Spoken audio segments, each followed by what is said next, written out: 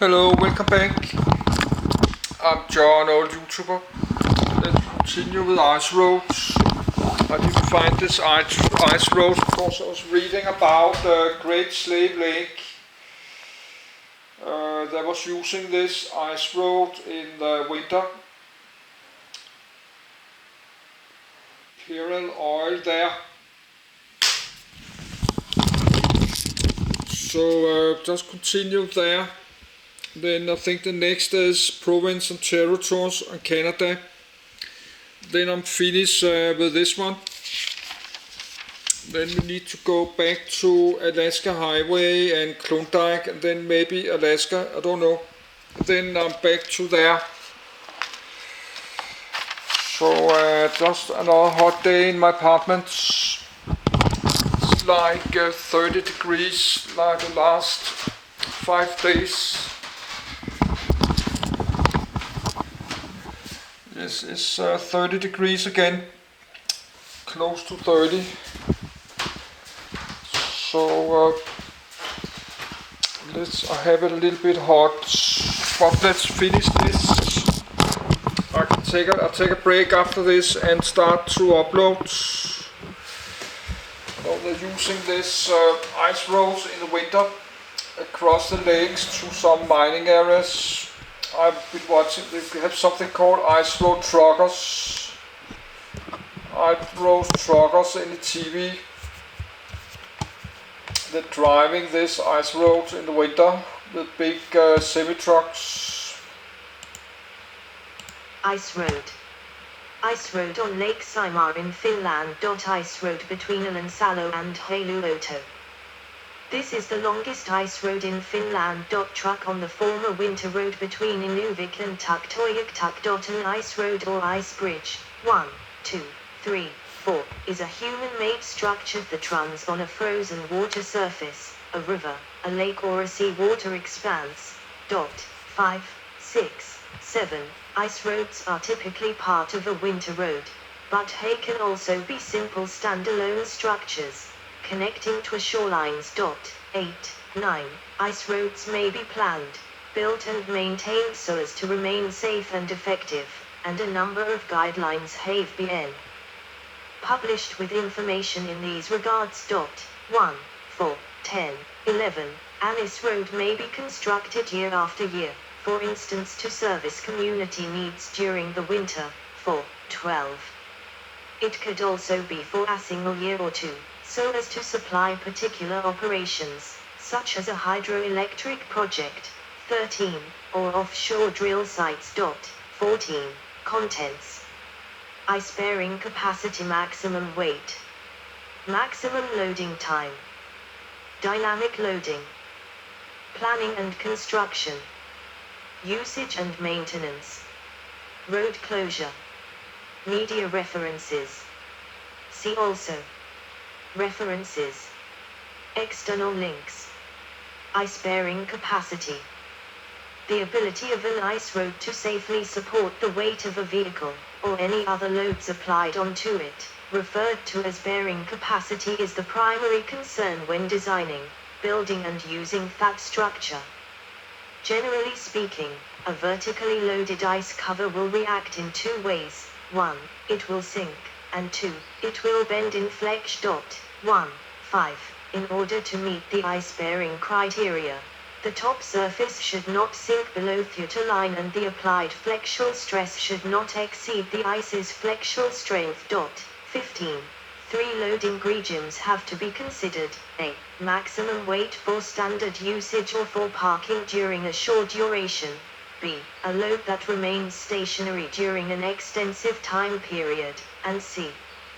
dynamic loading of ice cover from a traveling vehicle.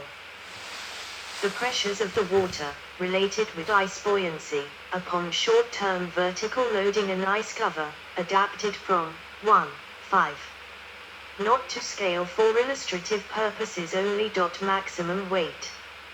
For standard traffic activities, guidelines typically use a simple empirical formula to determine the maximum vehicle weight that should be allowed on an ISA road. 11, 16. This formula, which was initially proposed in 1971, 17, is often referred to as Gould's formula, where P is the load, H is the thickness and A is a constant with a unit of pressure. It may be linked with an idealized elastic response of the ice cover SAD-1, or where max is the maximum tensile strength at the bottom of an infinite ice plate resting on an elastic foundation. The parameter C is based on the theory of thick plates. Hence, with this idealized formulation, A is representative of the ice cover tensile strength. Although recommended values for a range from 3.5 to 10 kg/centimeter to ~50-150 lbs/into lower bound values are generally those that are used for safety purposes. 11. 16. This level of conservatism is justified because, unlike human-made materials such as steel or concrete, natural ice covers inherently contain a large amount of structural flaws, fractures, water and air pockets. 2. Moreover, for a public road, which is relatively uncontrolled, such an approach introduces a high safety factor against breakthroughs and is therefore desirable. For industrial roads, the design may be less conservative so as to handle their functional requirements, i.e. higher values can be used, but under the close supervision of a professional engineer. 4. 2. Maximum loading time. Freeboard on an ice road at different time intervals. When using Gould's formula, a purely elastic response is assumed, which is, by definition, instantaneous and independent of loading time. Ice, however, naturally exists at a high homologous temperature, I.E. near its melting point. As is the case for any other material under this condition, response to loading is not only elastic, but incorporates so the components, namely SAD-18, 19, 1. A time-dependent recoverable component. This causes the development of microcracks, which can lead to fracturing and, ultimately, a breakthrough.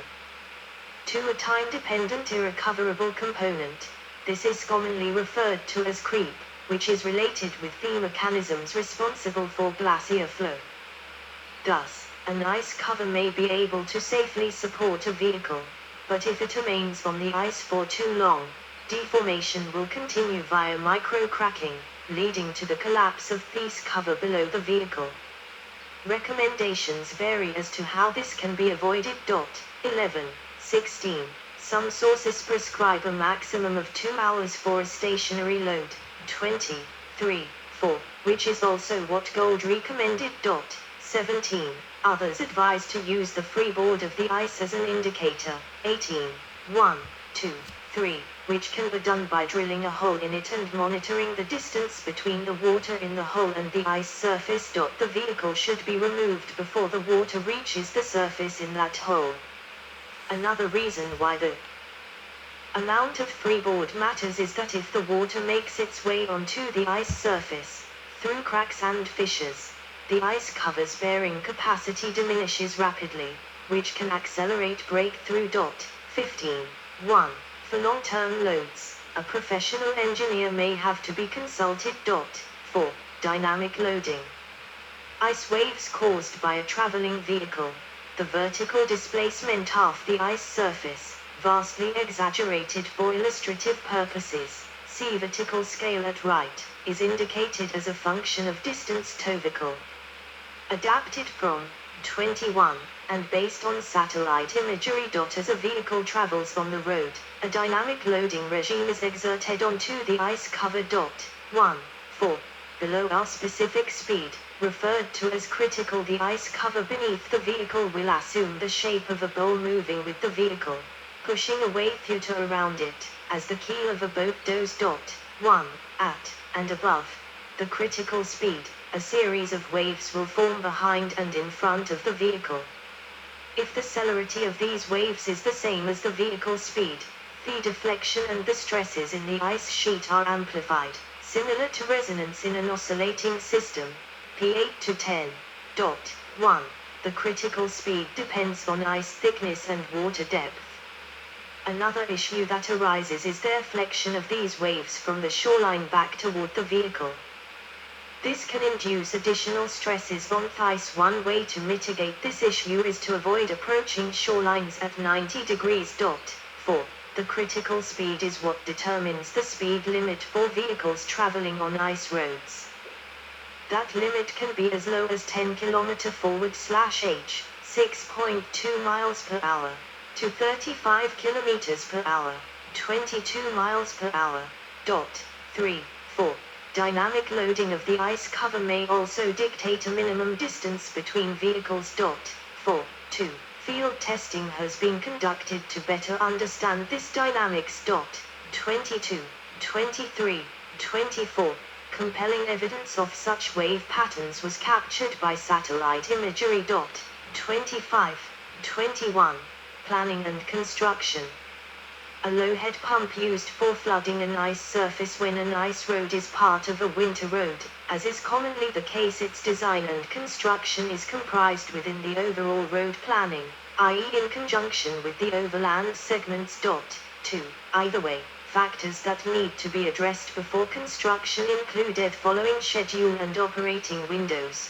The start of the operation, i.e. when the field crew begins to work, dependent on the ice thickness that is naturally achieved, typically under a snow cover. That thickness has to be sufficient to withstand the weight of light equipment that is then used to remove the snow cover. That snow acts as an insulator, and removing it accelerates ice growth at the ice-water interface, along the bottom of the ice cover. Traffic type and volume. This is about determining the transportation requirements for the operating season, for example equipment, supplies, fuel, and means to get that material across. E.G. Vehicle types, weight, traffic volume. Clear ice overlain by constructed white ice, hand /foot for scale at right, fracture planes in clear ice, boot for scale at lower left. Note the tire tread imprints at lower right. Snowmobile used to pull a sleigh on which there is a ground penetrating grader. To obtain a continuous ice thickness profile road right of way, this refers to the road width required to accommodate the traffic. This may range from 30 m, 98 feet, to 60 m, 200 feet. Ideally, it has to be wide enough to leave room on both sides for the snow banks and snow drift, with extra space between that snow and the actual travel lane.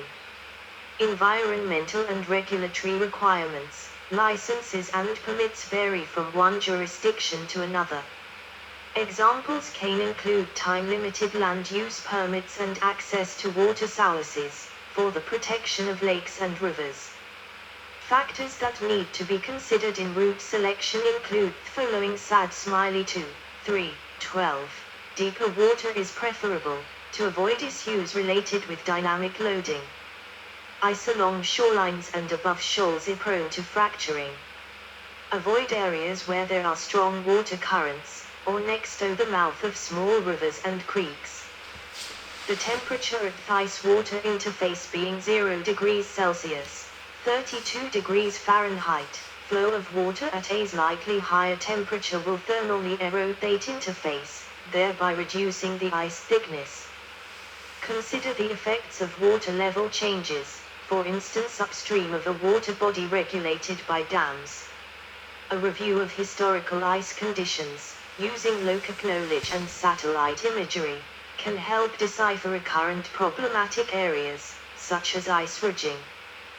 Before first access to the ice, the following factors need to be considered: SAD 2, 4, 3. Due caution needs to be exercised.